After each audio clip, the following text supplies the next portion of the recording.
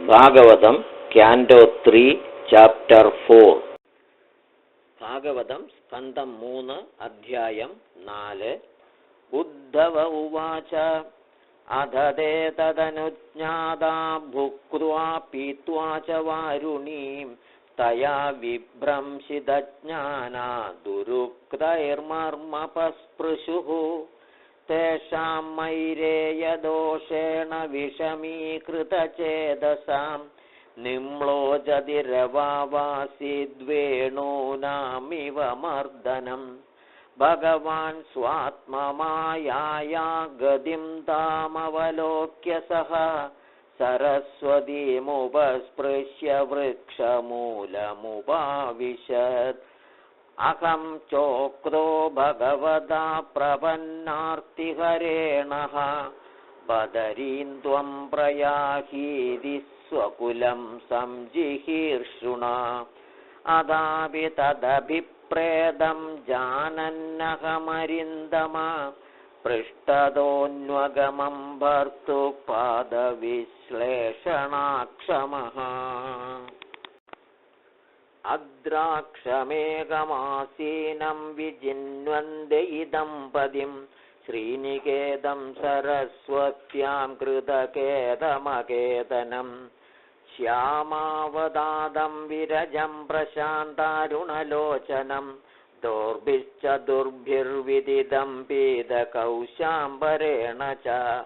വാമ ഊരാവധിശ്രിത്യ ദക്ഷിണാംഘ്രിസരോരുഹം അവാശ്രിതാർഭകാശ്വത്ഥമകൃശം ത്യക്തപിപ്പലം. തസ്മിൻ മഹാഭാഗവതോ ദ്വൈപായന സുഹൃത്സഖാ ലോകാനനുചരൻ സിദ്ധ ആസസാദയദൃച്ഛയാ. തസ്യാനുരക്തസ്യ മുനേർമുകുന്ദ പ്രമോദഭാവാനദകന്ദരസ്യ ആശൃണ്വതോ മാമനുരാഗഹാസസമീക്ഷയാ വിശ്രമയന്നുവാച. ശ്രീഭഗവാനുവാച വേദാഹമന്തർമനസീപ്സിതം തേ ദദാമി യത്തദ്ദുരവാപമന്യൈഃ. സത്രേ പുരാ വിശ്വസൃജാം വസൂനാം മത്സിദ്ധികാമേന വസോ ത്വയേഷ്ടഃ. സ ഏഷ സാദോചരമോ ഭവാനാമാസാദിതസ്തേ മദനുഗ്രഹോ യൽ.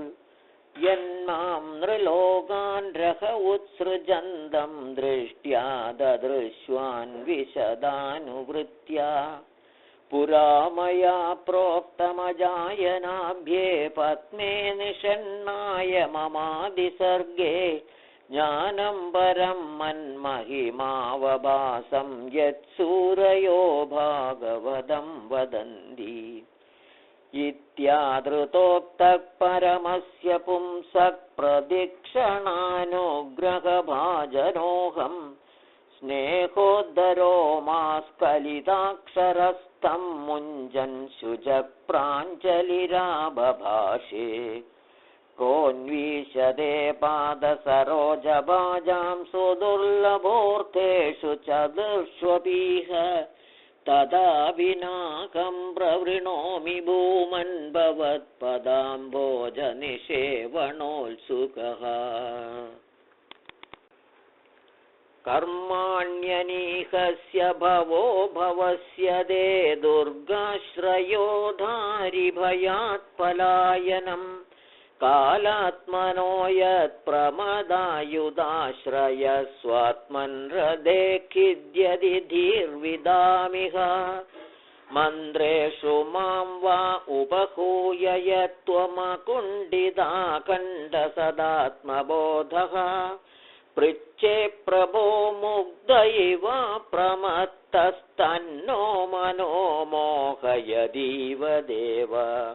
ജ്ഞാനം പരം സ്വാത്മരഹ പ്രകാശം പ്രോവാച കസ്മൈ ഭഗവാൻ സമഗ്രം.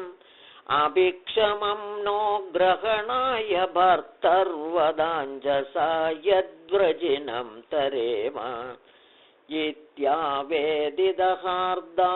मह्यं स भगवान् परः आदिदेशारविन्दाक्ष आत्मनः परमां स्थितिम् स एवमाराधितपादतीर्थादधीततत्त्वात्मविबोधमार्गः प्रणम्य पादौ परिवृत्य देवमिहागदोऽहं विरहातुरात्मा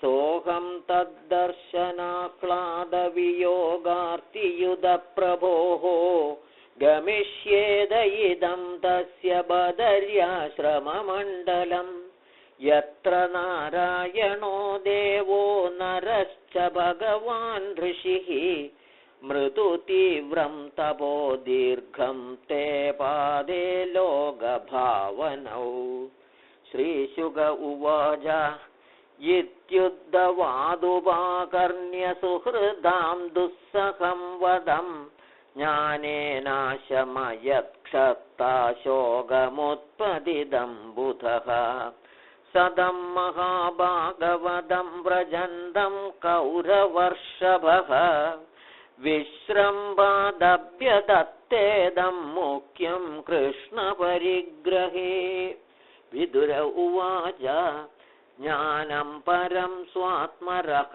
प्रकाशं यदाह योगेश्वर ईश्वरस्ते वक्तुं भवान्नोर्हति यद्धि विष्णोर्भृत्या स्वभृत्यार्थकृतश्चरन्ति ननु देस्तत्त्वसम्राज्य ऋषिकौशारवोऽन्दिमे साक्षात् भगवदादिष्टो मार्त्यलोकं जिहासता श्रीशुक उवाच इति सह विदुरेण विश्वमूर्तेर्गुणकथया सुधया प्लावितोरुतापः क्षणमिव पुलिने यमस्वसुस्तां समुषित औभगविर्निशां तदोगात् राजोवाच निधनमुपगदेषु वृष्णिभोजेष्वधिरथयूधभयूधभेषु मुख्यः सदुगतमवशिष्ट उद्धवो यद्धरिरपि तत्यज आकृतिं त्रधीशः श्रीशुक उवाच ब्रह्मशापापदेशेन कालेनामोकवाञ्छितः संहृत्य स्वकुलं नूनं त्यक्ष्यन् देहमचिन्तयत् अस्माल्लोकादुपरदे मयि ज्ञानं मदाश्रयम् अर्हत्युद्धव एव सम्प्रत्यात्मवदां वरः नोद्धवोऽन्वभिमन्यूनो यद्गुणैर्नार्दितप्रभुः अदो मद्वयुनं लोकं ग्राहयन्निह तिष्ठतु एवं त्रिलोकगुरुणा संदिष्टः शब्दयोनिना बदर्याश्रममासाद्य हरिमीजे समाधिना विदुरोऽप्युद्धवाच्छ्रुत्वा कृष्णस्य परमात्मनः क्रीडयोपात्तदेहस्य कर्माणि श्लाघितानि च देहन्यासं च तस्यैवं धीराणां धैर्यवर्धनम् अन्येषां दुष्करतरं पशूनां विक्लवात्मनाम् आत्मानं च गुरुश्रेष्ठकृष्णेन मनसेक्षितं ध्यायङ्गदे